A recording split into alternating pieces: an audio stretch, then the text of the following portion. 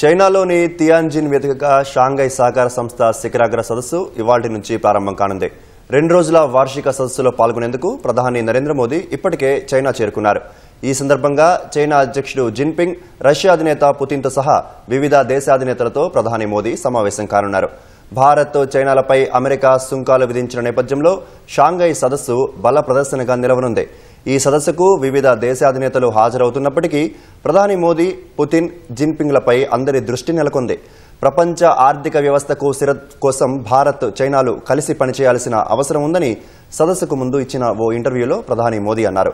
7 ఏళ్ల తర్వాత భారత ప్రధాని చైనా వెళ్లడంతో అక్కడి మీడియా, సామాజిక మాధ్యమాలు మోదీ పర్యటనపై ఆసక్తి చూపిస్తున్నాయి. అమెరికా సుంకాలపై ప్రధాని మోదీ వైఖరిని నెటిజన్లు ప్రశంసిస్తున్నారు.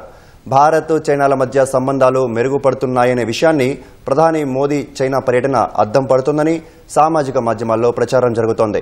ఎస్సీఓ సదస్సుతో భారత్, చైనా మధ్య సంబంధాలు మరింత బలపడే అవకాశం ఉందని చైనా డైలీ పేర్కొంది. 2 దేశాలు దగ్గర కావడం ఒక ఉమ్మడి బాధ్యత అని తెలిపింది.